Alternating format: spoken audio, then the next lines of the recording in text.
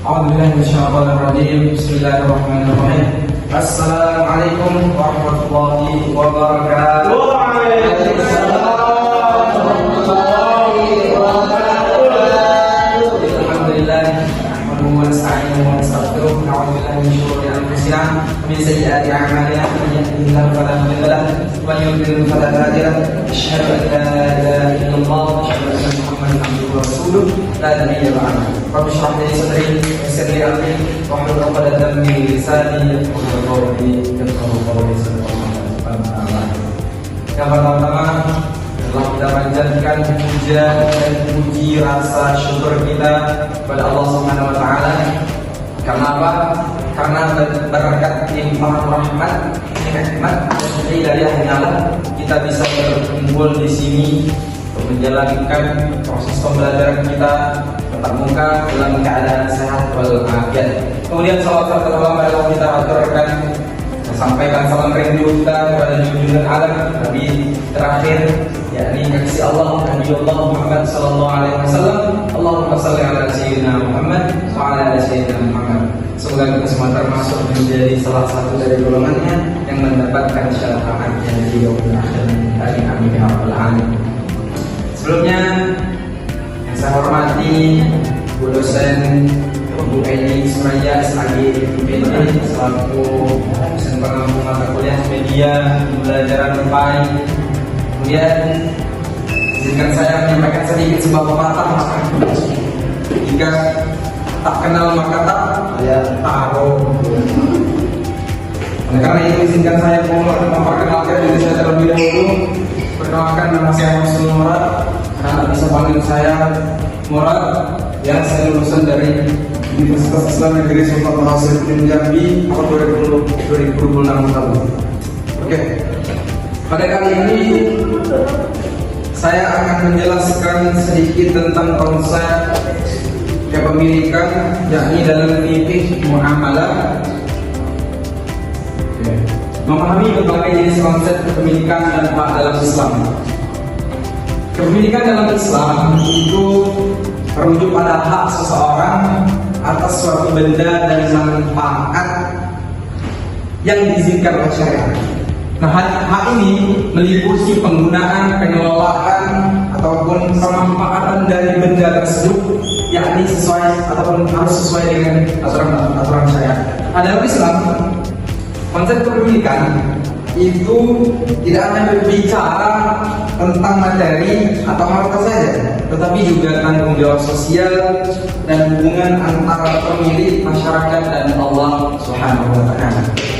Nah, nama saya yang pertama itu ada hak kepemilikan penuh dan manfaat. Hak kepemilikan penuh atau bisa disebut juga dengan hak sempurna memberikan hak untuk melakukan tasarruf seperti jual beli, hibah, jarak, kosong dan lain-lain.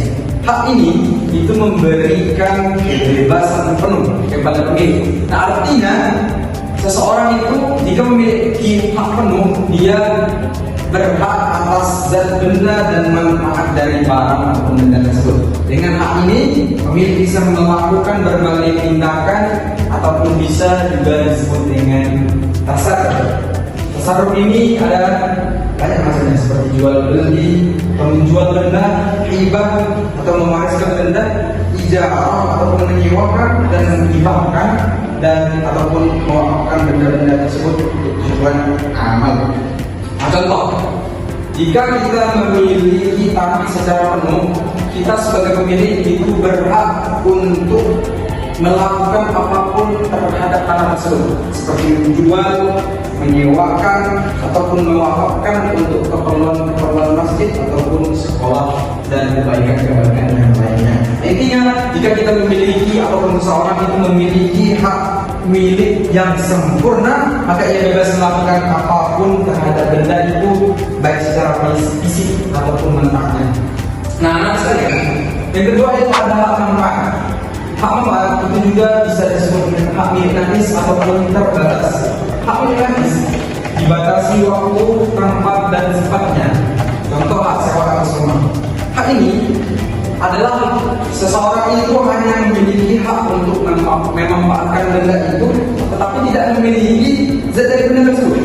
Hak manfaat ini memiliki batasan waktu, tempat, dan sifatnya. Hak nafis adalah kepemilikan yang tidak sempurna. Karena apa? Karena mencakup salah satu dari dua aspek, yaitu zat, benda, atau manfaat benda tersebut. Contohnya, hak sewa atas rumah. Penyewa itu memiliki hak untuk tinggal dan menggunakan rumah tersebut sesuai perjanjian sewa, misalnya selama 1 tahun. Namun penyewa tidak bisa menjual rumah itu karena dia tidak memiliki hak atas atas rumah tersebut. Yang aslinya tetap menjadi pemilik zat rumah tersebut. Jadi hak milik nafis membuat kepemilikan menjadi terbatas. Karena apa? Karena hanya satu aspek yang dimiliki.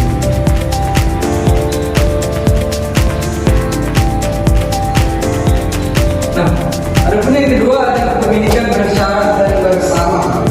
Pemilikan bersyarat, hak kepemilikan penuh bergantung pada pemenuhan syarat-syarat tertentu. Artinya, kepemilikan ini bergantung pada terpenuhinya salah satu syarat ataupun suatu kondisi tertentu.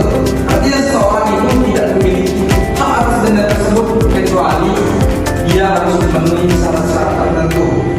Contoh, sebenarnya Mufrad, jika saya ngomong kamu boleh memiliki mobilku jika kamu lulus ujian mengemudi. Nah, di sini hak kepemilikan atas mobilku atas bersyarat pada keberhasilan Mufrad itu harus lulus ujian mengemudi. Nah, jika syaratnya tadi terpenuhi atau dia lulus mengemudi, barulah mobil tersebut menjadi Mufrad. Namun jika syarat tadi tidak terpenuhi, maka hak mobil tersebut tadi tidak terbina atau tidak menjadi Mufrad. Intinya kepemilikan ini tidak langsung diberikan, melainkan bergantung pada syarat atau kondisi tertentu yang harus dicapai oleh. Nah, anak-anakku sekalian, ada yang namanya kepemilikan bersama. Benda-benda yang diperuntukkan bagi kepentingan umum seperti jalan raya atau sumber daya. Dan kepemilikan ini adalah kepemilikan di mana suatu benda atau sumber daya dimiliki oleh komunitas ataupun banyak orang secara bersama-sama. Nah, benda ini tidak boleh dikuasai atau dimiliki oleh satu orang saja. Kepemilikan bersama itu bertujuan untuk kepentingan umum. Contoh, jalan raya di kampung ini itu bisa digunakan oleh seluruh kalangan ataupun seluruh pihak, baik itu berkendara ataupun berjalan di atas jalan di kampung ini. Jadi kepemilikan bersama adalah hak milik yang dimanfaatkan untuk kepentingan bersama, bukan untuk kepentingan individu masing-masing. Nah, kemudian ada hak waris dan wakaf. Oke. Ya.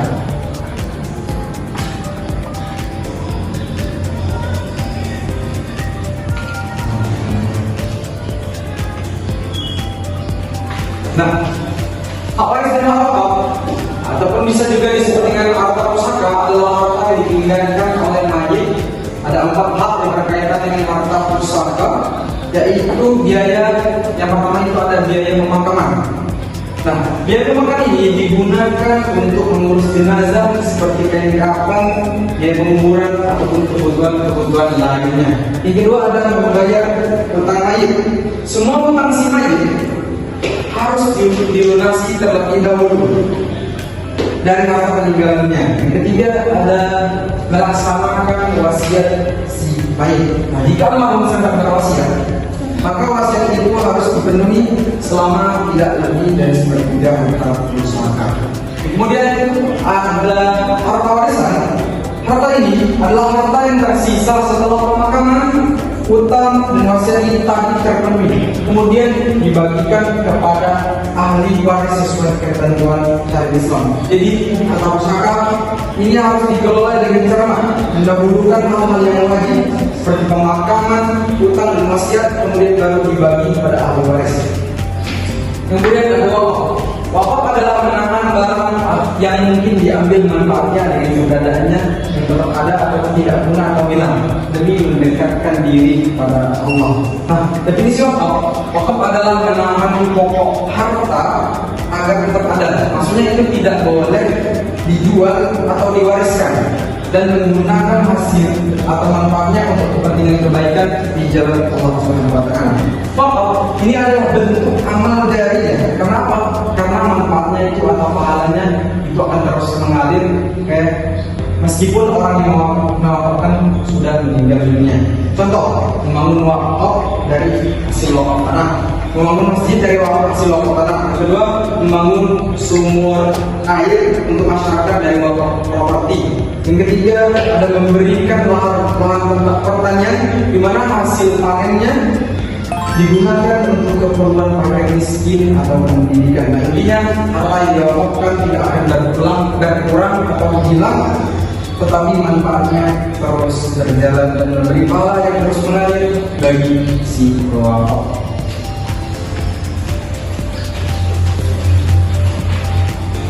Nah, kemudian selanjutnya ada akad jual beli dalam Islam. Nah, akad jual beli dalam Islam, murahabah, istisna, salam, musyarakah, mudawarah, dan ijarah. Nah, berbagai jenis akad jual beli dalam Islam memiliki masing-masing karakteristik dan hukum yang berbeda. Yang pertama itu ada murahabah. Murahabah adalah menjual barang yang harga ditetapkan di pasaran dengan tambahan keuntungan. Bisa disebut dengan jual beli pesanan. Nah, artinya penjual atau produsen itu membuat barang atau memproduksi barang sesuai dengan permintaan pembeli.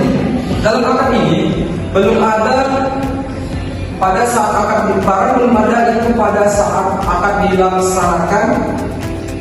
Produksi baru dilakukan setelah ada kesepakatan. Contoh, jika kita ingin membangun rumah, kita bisa memesan rumah kepada pengembang. Misalnya, kita pesan rumah dengan ukuran tertentu ataupun desain tertentu, lalu membuat rumah atau pengembang akan membangunnya sesuai permintaan dari. Nah, intinya akad istisna memberikan fleksibilitas untuk memesan barang atau proyek yang belum ada, tapi harus jelas spesifikasi dan waktu penyelesaiannya. Kemudian yang ketiga ada penjualan sesuatu di masa yang akan datang dengan imbalan sesuatu yang sekarang. Salam adalah akad dalam akad salam. Salam adalah akad jual beli yang dilakukan di mana pembeli membayar barang di muka, sementara barang yang akan diterima di masa depan. Contoh, akad ini tuh cocok untuk memenuhi kebutuhan barang yang akan datang. Contoh misalnya, Ufron itu membeli padi dari petani dan membayarnya sekarang, tapi padi baru akan dikirimkan 3 bulan kemudian setelah panen tiba. Nah, poin pentingnya dalam akad ini pembayaran dilakukan di muka. Ini sangat membantu produsen atau petani karena mereka bisa menggunakan uang itu untuk modal produksi. Nah, yang selanjutnya ada hibah.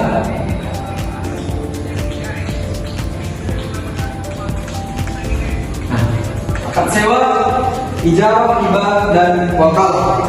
Ijarah, yang pertama ada ijarah. Ijarah adalah akad atas manfaat yang mubah ataupun dibolehkan, lagi diketahui itu diambil sedikit demi sedikit selama masa tertentu. Contoh menyewa rumah. Ijarah ini adalah akad sewa menyewa, di mana seseorang itu memberikan manfaat dari suatu barang atau jasa yang dalam waktu yang telah ditentukan dengan imbalan tertentu. Manfaat yang dimaksud dengan mubah tadi adalah dibolehkan dalam Islam, seperti menyewa rumah, menyewa mobil, ataupun tenaga kerja. Pihak penyewa atau bisa juga disebut dengan mustajir itu wajib membayar upah kepada pihak pemilik atau ajir sesuai kesepakatan di awal. Contoh, misalnya kita menyewa rumah selama 1 tahun dengan biaya 20 juta. Nah, di sini pemilik rumah memberikan manfaat dari rumahnya tadi atau tempat tinggalnya. Kita sebagai penyewa wajib membayar biaya sesuai kesepakatan tadi. Kemudian yang kedua ada hibah. Hibah adalah pemberian dari orang yang sabar tidak pada hartanya atau bendanya di masa hidupnya kepada orang lain dengan harta yang diketahui atau selainnya tanpa imbalan. Hibah adalah pemberian sukarela atau juga bisa disebut dengan hadiah dari seseorang kepada orang lain selama ia masih hidup tanpa mengharapkan imbalan apapun. Nah, contohnya itu seorang ayah memberikan sebidang tanah kepada anaknya sebagai hadiah.